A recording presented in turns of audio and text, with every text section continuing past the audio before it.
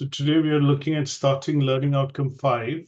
And in Learning Outcome 5, we're looking at, looking at discussing, the plan of opportunities that we can do, or planning of opportunities essentially that we can do with learners in particular, when we are dealing with them specifically in a setting wherein we are required to work with them like nurseries, or we carry out some activities. And that is what we're going to look at today. And then what we are also going to do is basically link this up in terms of planning of activities to these 4 areas of development that we've been talking about in Learning Outcome 4 and Learning Outcome 3 as well, to a certain extent. Now, one of the things that I would put it this way, that when we look at the 4 areas of development that we are talking about, in terms of cognitive, speech, language, physical, and social and emotional, what we want to be very clear about is that we have a good understanding of the theoretical frameworks that we've studied. These theoretical frameworks that we've studied typically also allow us to understand and underpin in certain areas some of the activities that we will be planning. So, for example, one of the things that we are going to look at in this particular learning outcome is, although it is theoretical, it says understand how to plan opportunities. But what we would want to do is basically look at, doing some planning at our end with the help of activities, which are going to be giving us an opportunity effectively to look at observing children when they're growing between the age of, I would say 2 to 7. And these activities, the main area, main aim of these activities would be to try and build a relationship essentially with the children at this age. And that building of relationship would help us in, let's say, aiding the development of children, both from cognitive, physical development, or maybe speech, language, communication development, or in some cases, social oblique emotional development. So professionally, when I look at working with children and looking at creating activities, here the activities are going to be support activities. They're going to be activities which are going to aid in the development of children's interests, what basically drives them, what makes them tick, what are the things that they are curious about, or they are, they want to try out in terms of their curiosity. And that would essentially be something which will be leading to some sort of development related to the 4 areas, and would basically propel the child essentially to look at learning. And this learning then can be tracked in terms of, doing observations. They can be tracked in terms of doing some assessments when we put some of the children through assessment route, in the sense that we ask them to do an activity and then, evaluate how they've done the activity. For example, if you are asking them to, copy a picture, make an object, or basically look at a drawing and then copy it and, imitate that in terms of a drawing on the piece of paper, then in those cases, what we are looking at essentially is, assessing to see how they've done on that particular activity. Now, what this would also aid in doing would be to help us in planning further basis the observation and assessments that we've collected. And these observations and assessments that we've collected would help us to build onto some of these activities in terms of complexity. That means we'll be looking at maybe, changing some of the activities in terms of their complexity. If they were done at, say, for example, in a level of difficulty 1, then take it to slowly and gradually level of difficulty 2. In some cases, put them into pairs or groups and ask them to do the activity together. Sometimes if they are not, children in some cases, sometimes they do not listen and they are not reacting, or, they are not conforming with what you're asking them to do, then obviously put them in a bit of a detention or an isolation, or group them and pair them with other children in the same area and the same activity area. But that would allow them to, let's say, interact and obviously experience some of the, the activities or participation which is being done by others. And in some cases, this would be aided by communication, because if we do regularly communicate these observations and assessments with parents, carers, or near dear ones, then sharing these insights essentially would also inform the parents in most cases of how and what they need to be involved in terms of their child's journey or developmental journey or learning journey, whichever way we call it. So when we look at, in particular, learning and development and look at planning these opportunities, which are going to be based on some sort of activities, then they would be in a certain age group. So you would probably plan activities for children between the age group of 1 and 2, 2 and 3, 2 and 5, essentially, or between the age group of 4 and 5 when they are specifically in the nursery. And then when they are stepping into, kindergarten or obviously going to the school, then in some cases, teachers and in those cases would be looking at, developing and planning those activities, which will be comprehensive, and they will be based around the framework which the UK government has set, which is early years foundation stage, EYFS as we call it. And those planning of activities would allow, I would say, a comprehensive approach to the development of the child from birth to the age of 5 years old to the age of 7 years. And this development is holistic because we are talking about these 4 areas. We're talking about these 4 areas, which is cognitive development. We're talking about speech, language, and communication, physical development, and then social and emotional development. Now, having that bit of brief background, what we want to be able to do at some stage now is to look at, say, planning an activity which will help and support, cognitive development.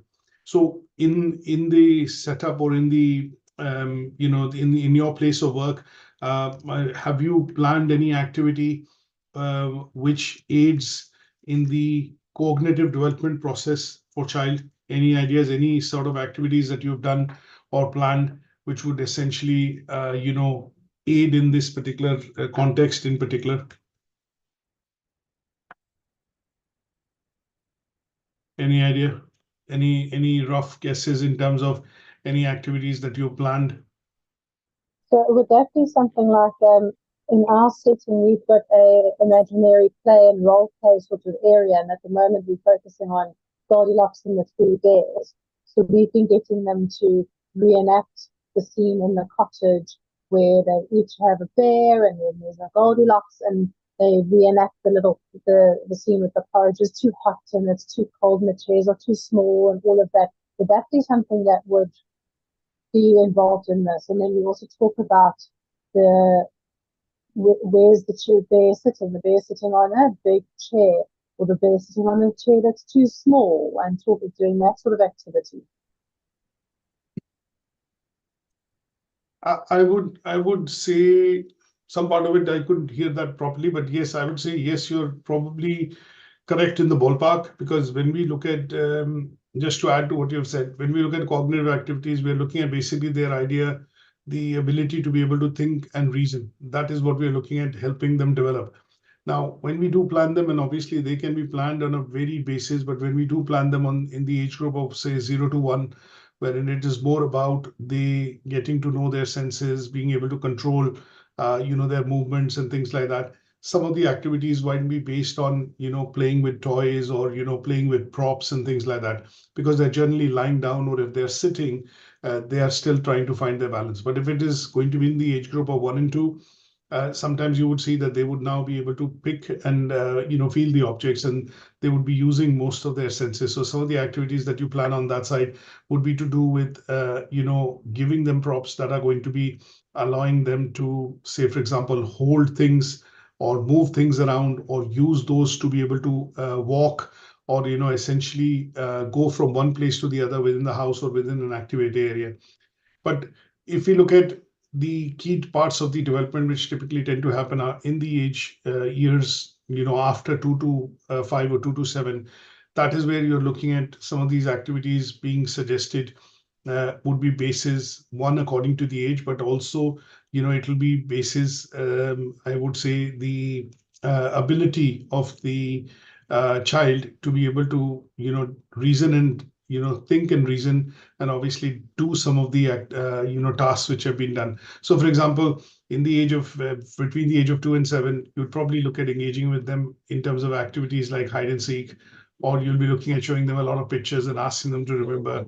You might also want them to, sometimes I'll put it this way, participate in trying to, I wouldn't say sing songs, but participate in some sort of activities which are going to help them rhyme certain words.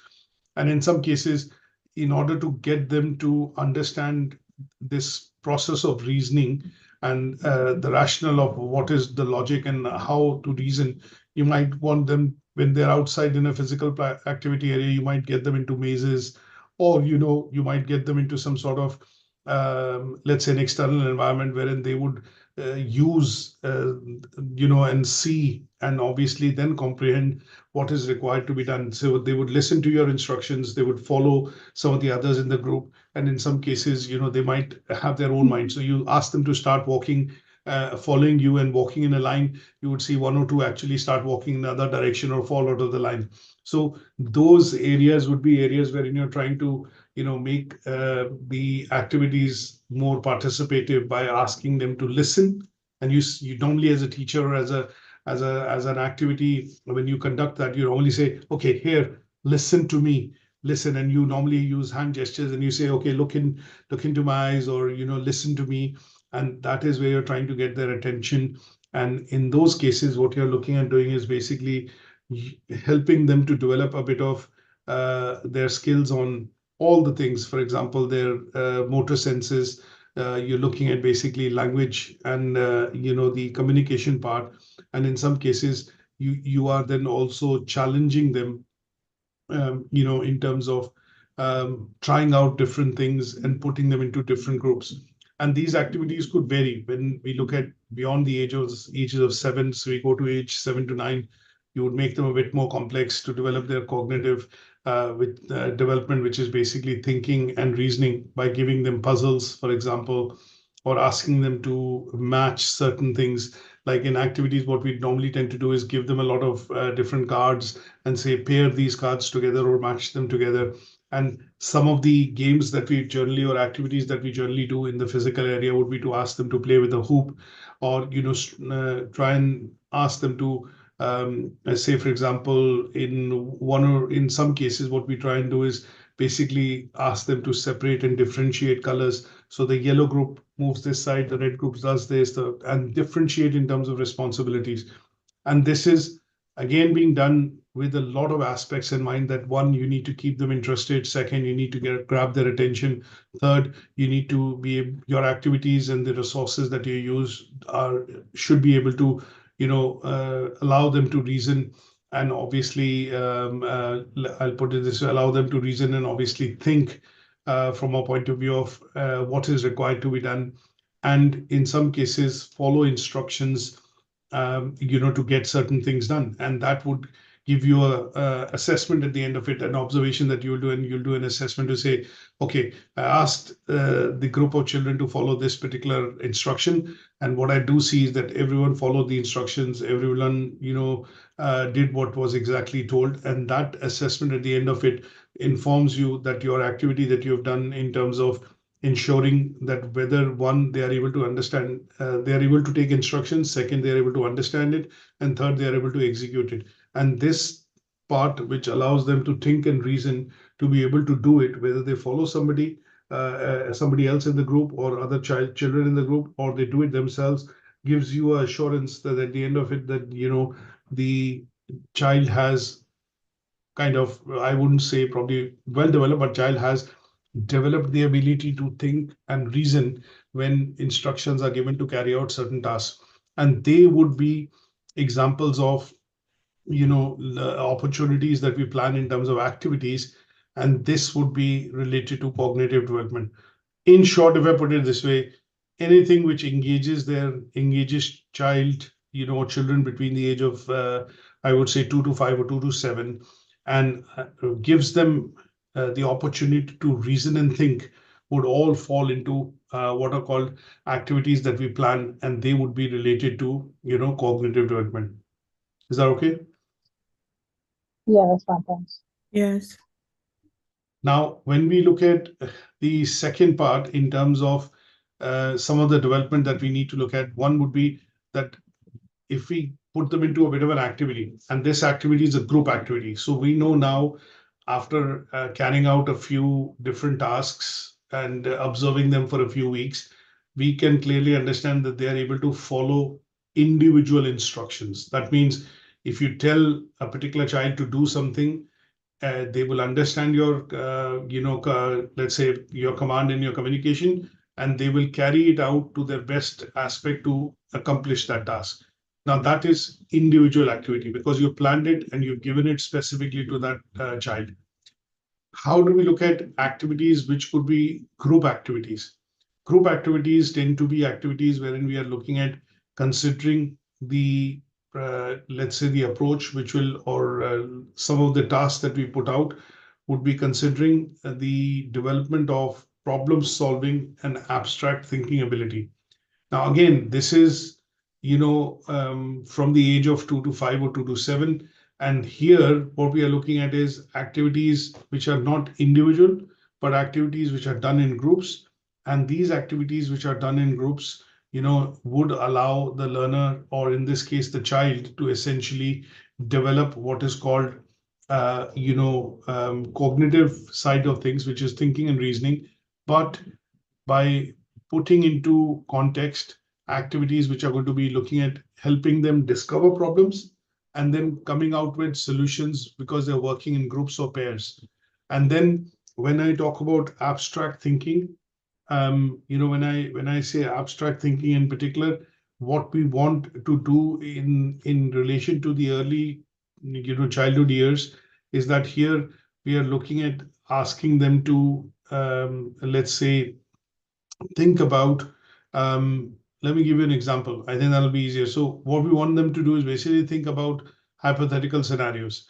And an example of that would be, in some cases, you play a game called peekaboo, and you basically pretend that, okay, I'm standing here, you close your eyes and you find somebody else, you swirl them around a couple of times, turn them around into circles, and then you say, open your eyes. And obviously when they open their eyes, they're trying to find balance and they're thinking where everybody has disappeared because we're playing that game of peekaboo. So abstract thinking here would be more or less focused on, we referring to children essentially being able to consider possibilities or ideas which would allow them, to experience something firsthand. That means these are things which they haven't done. And because they haven't done or they haven't played, sometimes you would see either the children start crying or they become totally disassociated with the activity. But in some cases, they'll become a bit more curious. And the idea here is to plan the activity in such a way that they become curious and they participate in those activities. So when we talk about group activity, some of the group activities that I have done with children in particular is when you ask them to experiment with, say, for example, playing with sand or, some sort of a sand pit and, some sort of, it is a big enough activity wherein a group of children can go in and they are given or they are given instructions to play in the sand pit. And that you would see is that we give them activities to say sometimes, can you find shells and stones? And what they start doing is they each individually, all of them in that particular sandpit, say 4 or 5 children which have been assigned, they would start finding stones or shells. And what they will do is, oh, I found this, and they'll show it to somebody else. Oh, you found this. Then sometimes there are fights which also tend to happen. But those are activities which are going to be done in groups wherein you put them into a moga or a play area, and you get them to play with, say, for example, water guns or water cannons, and then you divide them into teams. And those are the activities which would get that bit of, group participation going. And they would essentially be termed as activities in which they, say, for example, when they're playing with a water gun, what will happen is at some stage the water will run out when they start using the water gun. Then they would start to talk to each other and say, oh, why isn't mine working? Or what has happened? Or they'll try and snatch the other, somebody else's water gun because that is still firing and has water in it. And they would then start to reason and work together. Sometimes fights can also erupt, but at the end of the day, when it is being supervised as an activity where one of the teachers or instructors, what they will also say is, okay, hang on, okay, that's finished, come here, I'll tell you how to fill the water or fill it back in. And they would then allow this ability of problem solving and, thinking to start to develop. And they would be classed again, as a part of greater cognitive development, but they would be focused on activities which are helping the development of problem-solving approach and abstract thinking. There are loads of other activities that we see which are planned, by instructors and teachers in the nursery and in some of these setups after school clubs. You would see that sometimes we also have what are called dress up and role plays. So there is a role play which the people are asked to do, or in this case, children are asked to do at the young age. And you have a book day, or you have a World Book Day, or you have a World Children's Day, and you're asked, the school normally would ask the children and the parents to essentially dress up in that particular, as a particular character to discuss the importance of that day. And those are activities which are going to be also allowing them to start building the aspect of thinking. And then when they are in the school, in the particular dress or in a particular role play, they'll be asked to combine and do some of the group activities, which would again help in the development of problem solving and abstract thinking skills. Now, some of the other activities which you can think of, you should be able to think of using these examples would be when we look at asking them to participate in music or a bit of dancing or a bit of singing. Sometimes you have drawing and painting competitions which are done.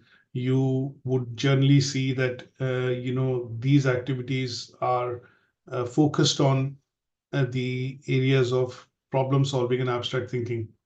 One of the other activities which is very popular in nurseries and after school clubs, and specifically, children when they're growing up between the age of 2 and 7, is that they love playing with Play-Doh.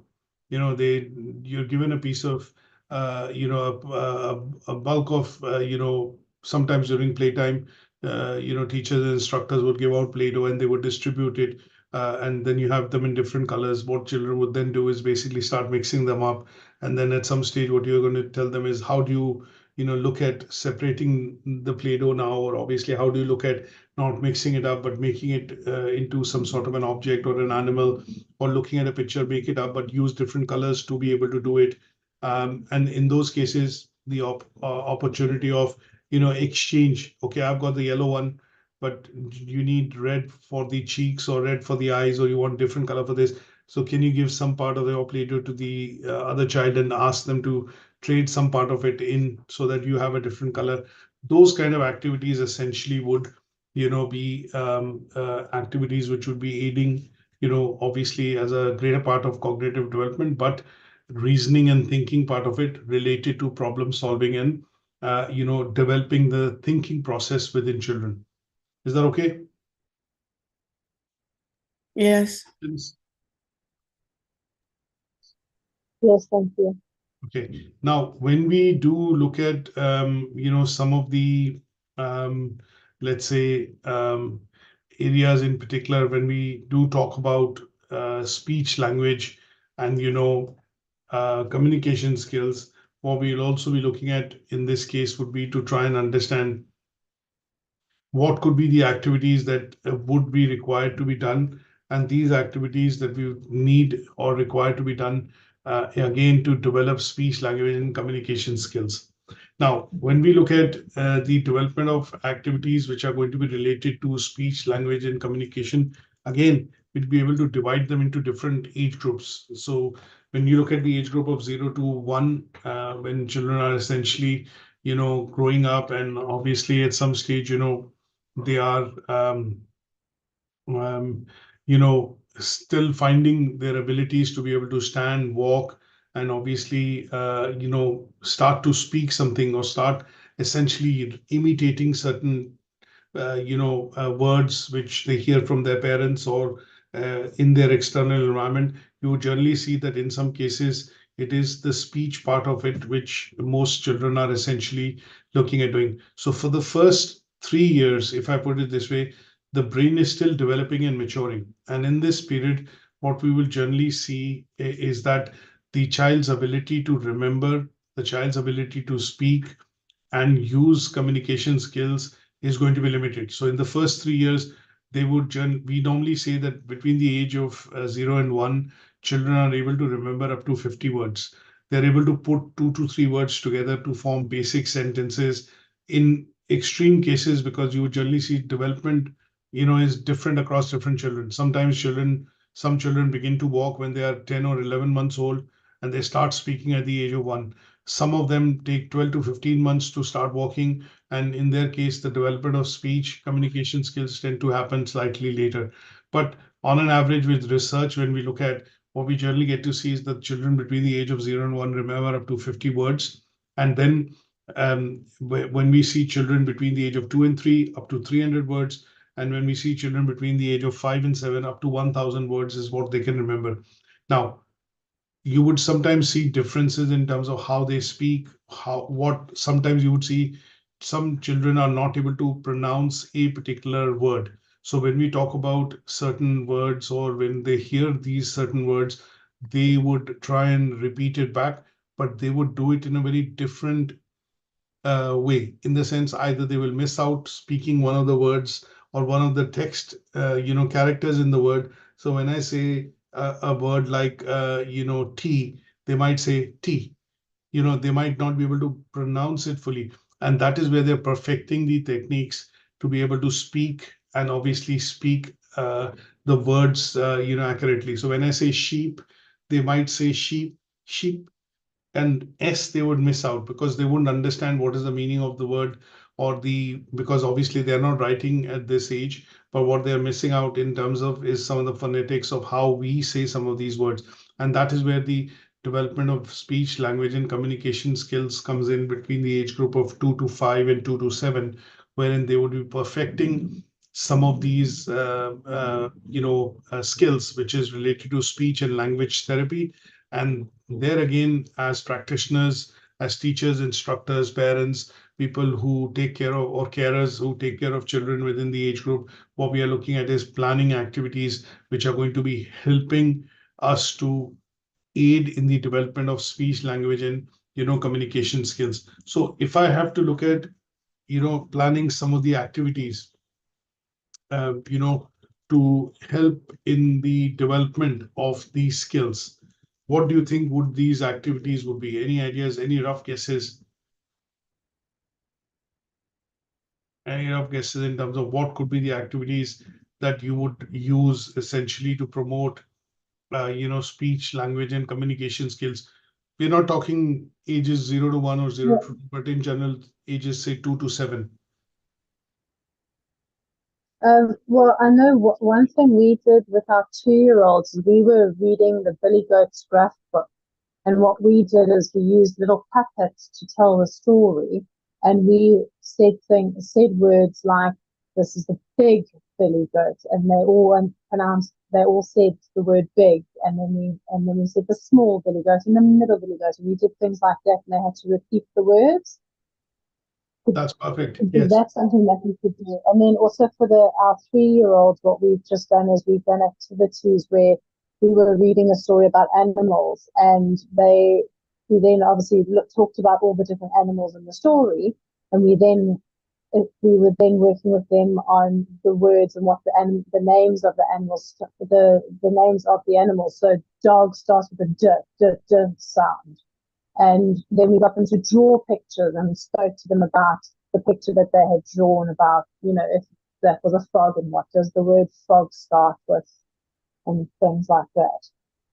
Absolutely. So yes, those are bits that you're going to be looking at in terms of activities, to basically engage them as far as, the speaking, listening, and communication skills are concerned. So these skills, what I would suggest is, what I would add to what you've said is the activities that we would develop or do in these cases would be interactive, because we want them to start talking, we want them to start speaking, we want them to, participate. And these activities that we're going to plan are going to be looking at building interaction. They're going to be quite expressive, in the sense that if I use the keywords like interactive, expressive, and some of these would essentially be encouraging them to make use of different things, like sometimes what you have in the play areas, or in the classroom or the activity areas, is that there are lots of props. So for example, you encourage them to pick up colors, you encourage them to pick up, say, for example, pens, or you encourage them to, look at, picking up certain props. and they would be, looking at uh, visually expressing what they are feeling or what they want to actually speak or, you know, talk about. One of the other things, as you mentioned, uh, the use of building blocks essentially, or building blocks that we ask them to use. And the idea there is that using these building blocks would support speech and language development, because these building blocks tend to be A, B, C's, the words that we learn or we want them to pick up, and then you start with certain numbers, basic numbers, 1 to 10, and these building blocks, what you will do is you'll ask them to, let's say, number them or use them in a way which basically tries to make sense, in the sense they are to be arranged in a chronological order or in an ascending order or a descending order, and they would be looking at, encouraging children to, develop what is called, or plan activities which are going to be helping them develop language, speech, and communication skills. You would also say that sometimes when we look at these activities and with these activities that we do, and when we do these activities, what we are also looking at is, having a bit of a checklist, if I put it this way. And these checklists, that we sometimes use would be checklists that I would develop or would have access to, and essentially would, sorry, these essentially would give you, the ability to, let's say, use, say, for example, keep a criteria, or, at least use that criteria. And that criteria would essentially say, okay, the child is good with playing with blocks. Is it the child has the ability to be able to differentiate colors, or, some of the basic aspects that you would maintain as a part of your checklist. And that checklist would inform you that, okay, if I go into looking at a teacher's checklist for speech and, say, for language, what we would say is, are they able to decode words? Are they able to speak or copy certain words? Are they able to repeat after you? Are they speaking clearly? Are they sluttering, or, say, for example, start muttering, or, is there a way that they miss out on certain words when they pronounce? In some cases, when we talk about baker, for example, or baked, do they understand, and are they able to pronounce them, distinctively? Are they able to hear some of the instructions that you give?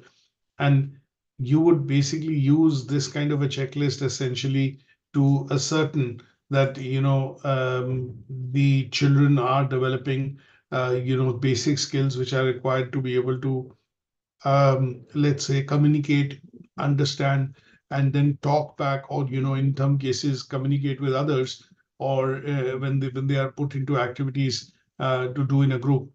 You would also say sometimes, in your checklist, also look at making eye contact. And if somebody is not listening to you, or somebody is not responding to the way you would generally would want, and they are not being cooperative, then the eye contact tends to be one of the areas which teachers, instructors, parents typically do. And this is to, give them or make them realize that, if you don't follow this, then this is the outcome going to be.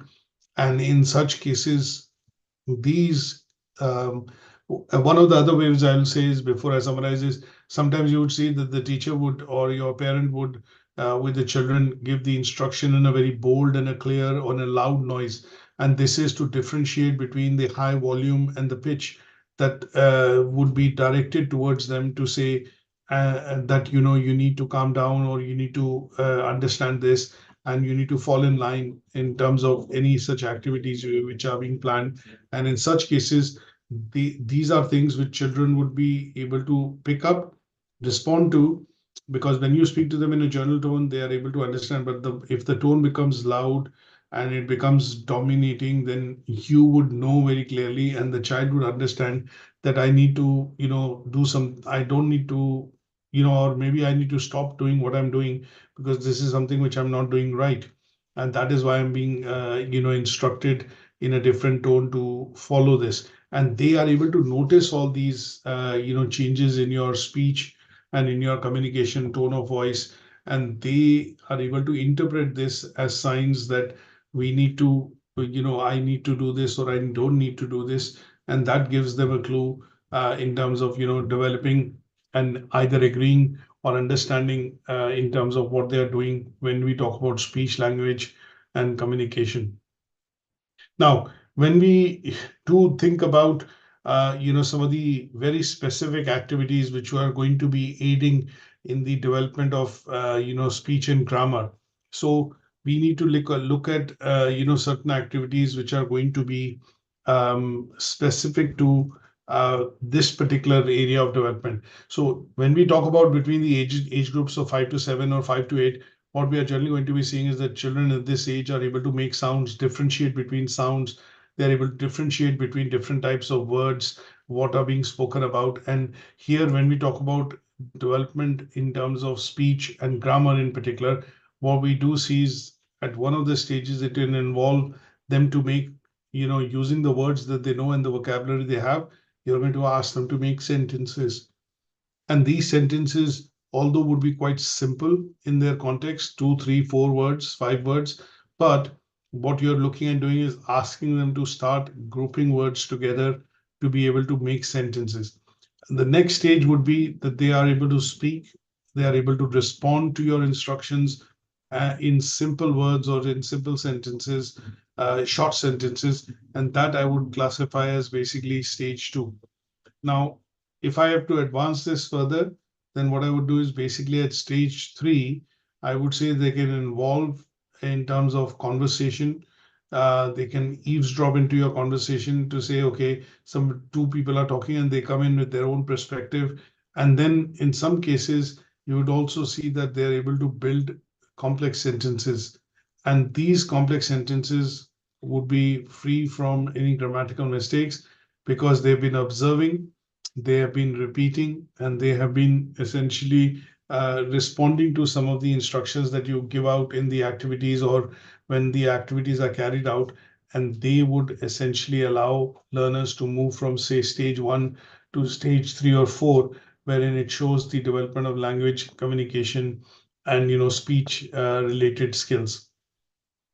One such area that I would normally put across as an example is that I've already mentioned that, they remember certain types of words. So between the age of 0 and 150 words, 2 to 3, 300 words, and anything beyond the age of 5, between up to between 500 to 1,000 words. Now, when we do look at this as an opportunity with learners to be able to, let's say, um, develop this particular skill wherein they are able to repeat words after you, they are able to let's say participate in certain activities which would require them to communicate more frequently as against just using simple words. Then at that stage what we will say is that they are looking at developing linguistic skills wherein they are able to express, they are able to receive and reciprocate in terms of what is being asked for. So when I talk about communication, I would have oral communication with them pretty much in few words. They are able to repeat certain words, and what they try and do is that they try and learn the syntax of certain words that they are not able to speak. And over a period of time, what they would generally see is that they would develop this ability to express themselves and their ideas in words. And this would then be transformed into what is called several stages of what we get to measure, assess, and observe as what is called language development. So we will classify them into what are called pre-language linguistic activities and linguistic activities. So the pre-linguistic activities would typically mean that they are going to be activities which are going to help the child develop speech and aid in the development of speech, or essentially being able to speak. And in those cases, you would use things like building blocks, props, and sometimes you go and sit with children, and what you do is if they are saying something they are not able to say, then you bring yourself very close to them and you start saying the word. Can repeat, you verbally, phonetically show them how to pronounce and help in the ability that they should be able to look at you and then try and make an attempt to pronounce that word. So when we do see these stages, from childbirth onwards to year one, wherein it's mostly the babbling stage, wherein they try and make words, but they're trying to essentially speak, but mostly it comes out as babble because their clarity of speech is not there. And the first few stages that they will go through is they will essentially start to repeat these words, try and babble, and then at some stage, they would start to, speak these words, fluently.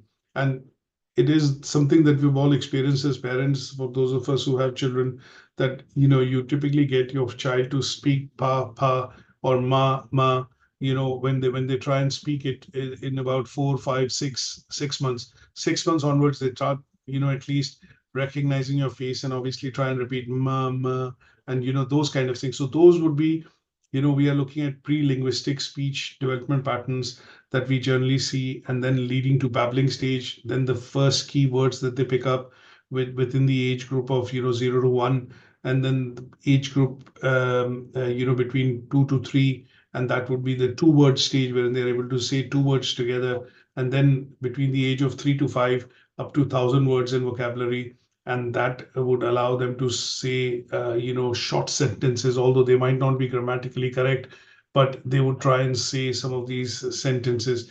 And these activities that we carry out, which are going to be helping them in the speech development in particular, would be activities which are again interactive, they are quite participative, and they would involve some sort of props, or let's say play toy, or some sort of let's say pictures, props, and use of their skills to be able to write, sketch, would be there in order for them to be able to develop their speech communication skills. Is that okay? Yes. Sometimes, Yes, thank you. okay, and sometimes, when you look at very young children, you sometimes have to distract them, and what you do is they normally try and make a sound by tapping on things. And this particular sound, in terms of trying to tap on things, again, is a way for them to connect, to say, okay, I want to make some noise, I want to create some sound. And that is where you would try and get attention to say, okay, listen to me, and you start clapping, or do actions which create certain sound, and this would attract their attention. Now, the third part of activities that we look at is physical development. Now, physical development, obviously, I think quite evident and quite literally clear, is that this is where we are asking the child to develop better coordination between their limb movements, their physical movements, their motor movements in particular. And here, the activities that you try and carry out tend to be activities which are outside in the play area, and they could be anything from kicking a ball, running in circles, standing apart from each other, or playing or participating in group activities, which are going to be, asking them to spend and run, or, be a part of some sort of physical activity. And here, when you look at in-class activities, one of the most prominent ones that we try and do is the aspect of them trying to be able to hold a pencil or a crayon or a pen, which would basically require fine motor skills when they are trying to, press or hold the pencil, and you're trying to, help them write words or draw pictures, or use pencil, pen, crayons to be able to use on paper. And they are going to be examples of physical activities that you would essentially plan. Now, physical activities could be divided into two different types, because here we are trying to aid in the development that they are going to do with their sensory skills and also their motor skills. So we classify them into fine motor skills and gross motor skills. So when we do talk about physical development from a point of view of gross motor skills, what we are looking at is they being able to use independent limb movement, and gross motor skills tend to be requiring the whole body movement to happen. So they will involve, for example, cycling. They will involve playing in the area where they will go down the slide. They will be walking in a straight line. They will be jumping off the hoop. Some of this could also involve activities which require them to balance and, skipping or walk backwards, throw and catch a ball. And these are the activities that you will plan essentially for the children aged between 3 and 5 to be able to, look at developing, their gross motor skills. Now, when we talk about fine motor skills, that is where you're looking at that ability to be able to put blocks together, playing with Legos in particular, being able to hold a pencil and write. These are going to be, fine motor skills. One of the things which I would put it this way that I have taught my children is how to turn a page. One page. If you give them a book, they'll open the book from the middle. But if I say, can you turn one page or can you turn a page, they'll turn a couple of pages. So this requires fine motor skills, because what we are asking them to do is use just their fingers and the precise touch to be able to turn just one page.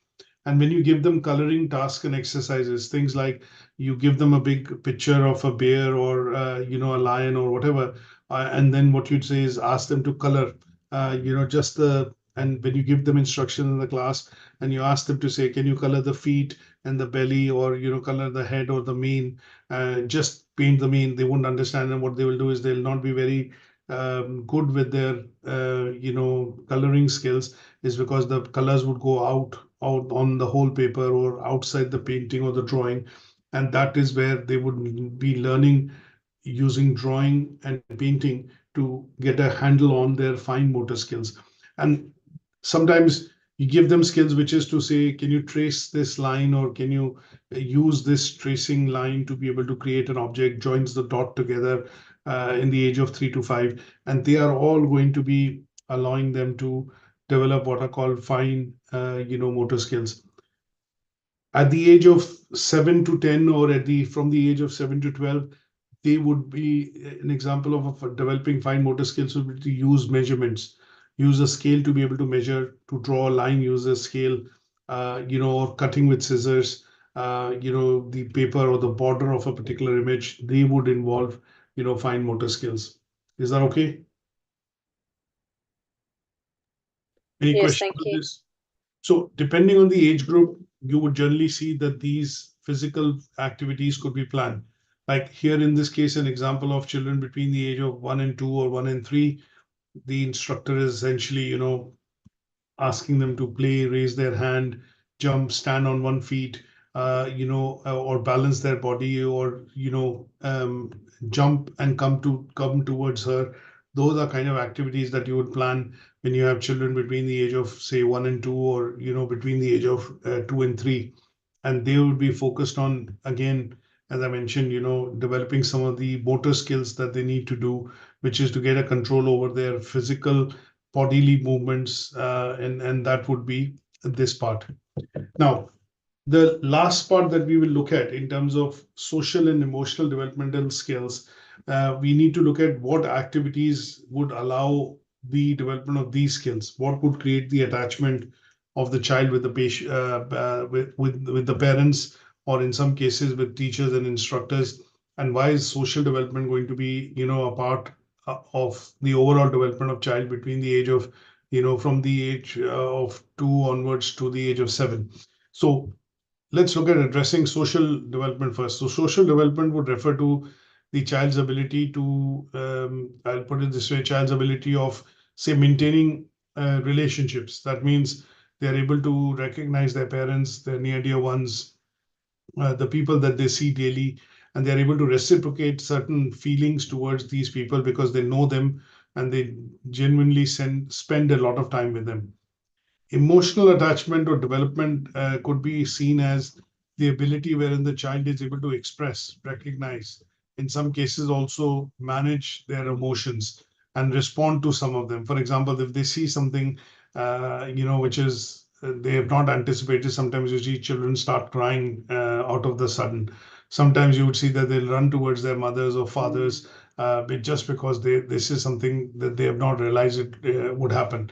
That means unexpected outcome has come out from the activity that they've carried out.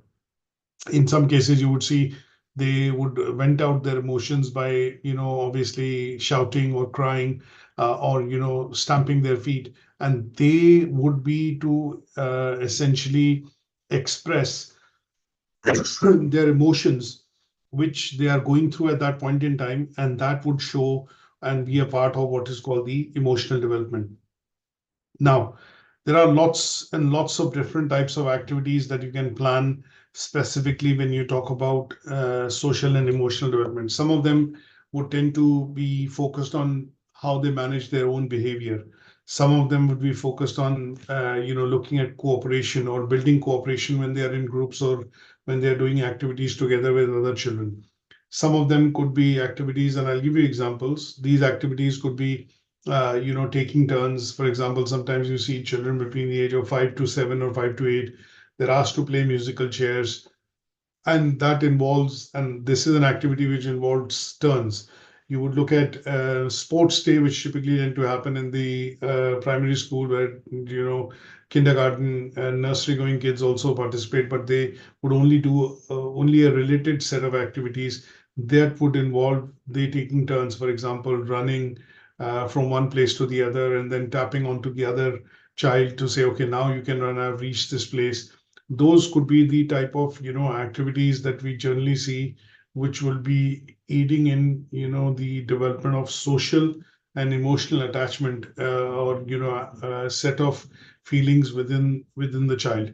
Now, if we go into, say, for example, some of the activities related to I would say social and emotional development, um, I would I would give you a few examples, but can you think of any activities that you would have performed with children in your own area of work or at your own place?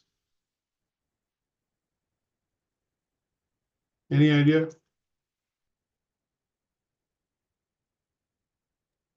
We've used emotions cards where we've talked about certain emotions where we've sat in a circle and everybody takes their turn. They hold the bear to talk about a time when they maybe felt sad or a time when they already felt happy and how that made them feel. And they each had to take turns and say something around the circle. That was with our 4-year-olds. I think we did that with. Okay.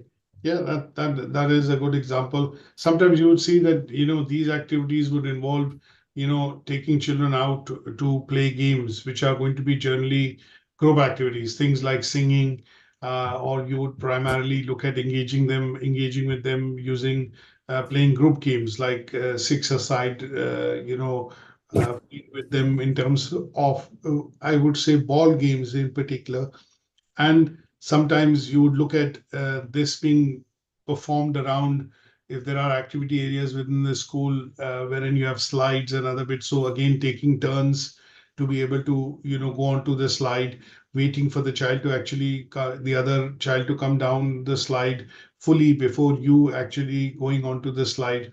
And these activities in particular, when we talk about another set would be games that we do, which are specifically related to, board games, and they would be essentially used, as a tool to primarily help in the development of, emotions. For example, you'd ask the child to basically, say, for example, pin up something on the board, and what happens is the board is empty. But initially, as they take turns, what will happen is at some stage the board fills up. There is no way that they can rise up and put things across on the board. And what they do is they get confused. So there is no space. Where do I pin up my paper or my picture and things like that between the age group of 3 and 5 or 3 and 7? So sometimes what you will see children, what they will do is they'll take off the other picture which is there and put their own, and then put the other picture on the teacher's desk or the instructor's desk. And these tell you about what kind of emotions or social development they're going. They might not take out their best friend's picture from which is already there. They might take out somebody else's picture which they cannot relate to, or they might not be friends with, and that is where you'd see some of these activities being performed.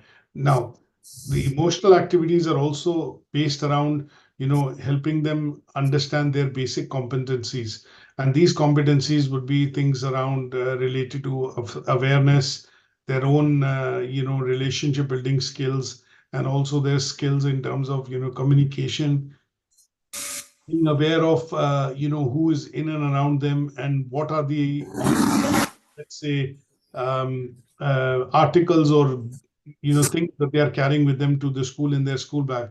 So it is more about developing these competencies through which they are able to see what they have, what they don't have, what they are doing, how they are reacting to something which is happening in and around in their external environment, whether they get frustrated, excited, angry. And that would also relate to the looking at of some of the activities. So when you do role plays in particular, one of the activities which is done in the class, role plays in particular tend to be very effective, for social and emotional development. These activities would involve the practitioner, the instructor, the teacher, whichever way you call it. They will give out some activities, they'll give out some instruction, they'll give out some resources, and then basically allow learners, or in this case, children, to get together and then follow the instructions to carry out some of these activities. Now, how do they make the groups? How do they go and follow somebody else, or who they like following in the group would be based on what their social and emotional connections with other childs or children in that activity or in that group area. And these activities would generally be looking at promoting cooperation, their ability to be able to negotiate, and to a certain extent, their ability to be able to self-manage, when they are participating in, activities which involve other children to accomplish tasks or, accomplish goals which have been set by the instructors.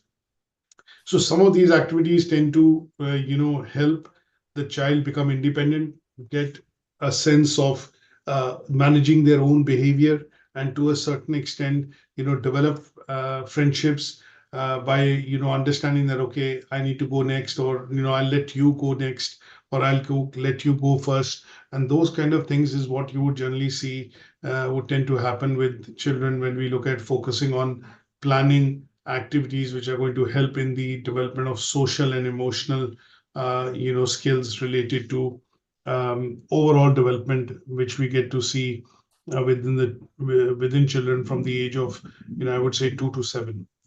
Is that okay? So what I would suggest as a follow-up, to understanding this and, crystallizing this particular discussion that we've done, I would suggest that you create your own plan or write down an own plan of activities by collating evidence. Might not be to create something, literally, but maybe looking at, some of the activities that you could do between the age group of 0 to 1, 0 to 2, between the age group of 2 to 3, and then 3 to 5, and 5 to 7, and maybe look at one such activity in a particular age group for one area, like cognitive development, activity between the age group of 1 and 2, physical development within the age group of 2 and 3, or you look at social and emotional development between the age group of 5 and 7, and then anything to do with speech communication between the age group of 2 and 5. Think of certain activities that you do or can do or plan, and they can be used as examples when we discuss the assignment, for this particular unit. And those would be examples that you would put out into the work as evidence that they have been, evidences that of activities that you generally would do or carry out when you look at development and relate to these 4 areas. Is that okay? Yes, thank you. Good stuff. So with this, we come to the end of this particular unit. Tomorrow, we are going to be looking at discussing the assignment brief in terms of how do we put together the assignment for this particular unit. And I'm going to be looking at discussing with the help of unit spec and the assessment criteria given in the unit spec to discuss how do we, create evidence which are going to be meeting the criteria for the task and activities given there. Okay, thank you. Okay, no worries. I will try and put some activities in terms of Word documents which we have got as templates onto Moodle today, which will be in these 4 specific areas of cognitive, social, communication, and physical development. But might be that you look at these to complete and contextualize it so that you can at some stage use it later for your assignment. Okay, thank you. Good stuff. So I'll catch up with you tomorrow. Until then, thanks for joining today, and then I'll speak to you then. Brilliant. Thanks so much. Take care.